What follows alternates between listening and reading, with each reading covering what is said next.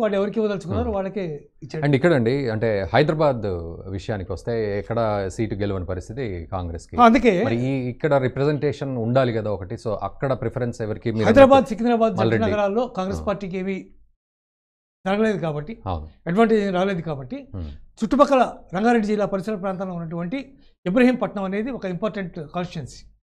కాబట్టి ఇబ్రహీంపట్నం కాన్స్టిట్యున్సీ అంటే పేరెనికమైనటువంటి కాన్స్టిట్యున్సీ, పోటాపోటీగా ఉండేటటువంటి కాన్స్టిట్యున్సీ. కాబట్టి అటువంటి చోట నుంచి మల్లెడ్డి రంగారెడ్డి గెలిచారు. మల్లెడ్డి రంగారెడ్డి గతంలో కూడా చాలా మంచి ఇందాక చెప్పినట్టుగా చాలా మంచి పొజిషన్స్ ఆయన కూడా నిర్వహించారు. కాబట్టి ఆయనకి ఎక్కువ అవకాశం ఉండే పరిస్థితి ఉంది. ఎందుకంటే జంట నగరాల మీద కొంత ఇంపాక్ట్ ఉండాలంటే మాకు మంత్రి ఉన్నాడు అని చెప్పాలంటే ఖచ్చితంగా మల్లెడ్డి రంగారెడ్డి లాంటి వ్యక్తి మంత్రివర్గంలో ఉండాలని వాళ్ళు భావిస్తుండొచ్చు. అందులో రేవంత్ రెడ్డికి చాలా సన్నిహితంగా మెలుగుతున్నారు కొంతకాలంగా నుంచి. అంటే ఆయన పిసిసి అధ్యక్షుడైన దగ్గర నుంచి ఆయన వెంటే ఉండి ప్రతి కార్యక్రమంలో పాల్గొనడం ఇవన్నీ చేస్తున్నాడు. కాబట్టి మల్లెడ్డి రంగారెడ్డికి ఎక్కువ వచ్చే అవకాశం ఉందనే మాట బలంగా వినిపిస్తోంది. ఓకే, మరోవైపు హోంమంత్రిగా ఎవరు ఉండబోతున్నారు అనేది కూడా ఒక చర్చ జరుగుతోంది సీరియస్గా. హోంమంత్రి అనేది ప్రస్తుతానికి హోంశాఖ ముఖ్యమంత్రి దగ్గరే ఉంది.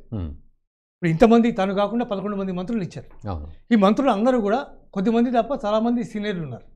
ఉత్తమ్ కుమార్ రెడ్డి కానీ, భట్టి విక్రమార్క కానీ, పొన్నం ప్రభాకర్ కానీ, దామోదర రాజనరసింహ కానీ, ఆయన డిప్యూటీ సీఎం చేస్తున్నారు ఆల్రెడీ కిరణ్ కుమార్ రెడ్డి గవర్నమెంట్లో చేశారు. కాబట్టి ఇంత పెద్ద వాళ్ళందరూ కూడా దాంట్లో ఉన్నారు. శ్రీధర్ బాబు ఉన్నారు, మేనిఫెస్టో కమిటీ చైర్మన్ చేశారు. శ్రీధర్ బాబు ఉన్నారు. ఇట్లాంటి వాళ్ళందరూ ఉన్నారు. ఇంతమంది ఉండగా హోంశాఖని ఆయన దగ్గరే అట్టు పెట్టుకున్నారు రేవంత్ రెడ్డి గారు. అంటే బికాజ్ అంటే బేసికలీ హోమ్ అనేది అత్యంత ప్రధానమైనటువంటి శాఖ. ఏమాత్రం చిన్న మిస్యూజ్ జరిగినా సరే దాని ఇంపాక్ట్ చాలా తీవ్రంగా ఉంటుంది. అందువల్ల పైగా పోలీస్ శాఖకు సంబంధించి రేవంత్ రెడ్డి గతంలో చాలా పెద్ద కామెంట్స్ చేశారు. మీరు ప్రస్తుతం మేము అపోజిషన్లో ఉన్నాం కాబట్టి మమ్మల్ని మీరు ఇట్లా ట్రీట్ చేస్తున్నారని మహబూబ్ నగర్ నుంచి ఆయన చాలా తీవ్రంగా మాట్లాడినటువంటి సన్నివేశాన్ని మనం చూసాం. నేను రాని పదవిలోకి రాని చెప్తాను మీ సంగతి అన్నట్టుగా మాట్లాడారు. సో ఖచ్చితంగా ఆయన దగ్గర పెట్టుకుంటారు. ఆయన తానే మానిటర్ చేయాలనుకుంటున్నారు. ఆయన దగ్గర ఇంకో ప్రధానమైన శాఖ మున్సిపల్ అడ్మినిస్ట్రేషన్. ఒకవేళ అది ఏదన్నా ఒకవేళ కొత్తగా మినిస్ట్రీకి ఎవరైనా వస్తే మున్సిపల్ అడ్మినిస్ట్రేషన్ వాళ్ళకి హ్యాండ్ ఓవర్ చేసే అవకాశం ఉంది. ఇంకా సహకార శాఖ ఇట్లాంటివన్నీ చిన్న శాఖలు ఇంకా కొన్ని ఉంటాయి. ఈ శాఖలన్నీ వాళ్ళకి కేటాయించే అవకాశం ఉంది. సీనియారిటీని బట్టి ఒకవేళ ఏదన్నా కొంచెం బెటర్ శాఖ ఏదైనా చూస్తారేమో కానీ మిగిలిన శాఖలు వాళ్ళకి కేటాయించే అవకాశం ఉంది. ఇప్పుడున్న వాళ్ళలో ఎవరికి హోంశాఖని బదలాయించే అవకాశం లేదనే విషయం మాత్రం స్పష్టంగా తెలుస్తోంది. ఎందుకంటే ప్రముఖులందరికీ ఇచ్చినవన్నీ కూడా చాలా టాప్ ర్యాంక్డ్ పొజిషన్సే ఉన్నాయి, వాళ్ళ శాఖలే ఉన్నాయి. కాబట్టి వాళ్ళకి అదనంగా హోంశాఖ ఇచ్చే అవకాశం లేదు.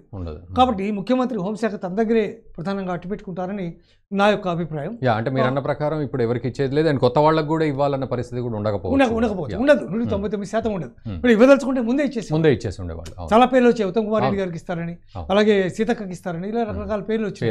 వాళ్ళు ఎవరి పేర్లు లేకుండా ఆయన తన దగ్గర అట్టు పెట్టుకున్నారు.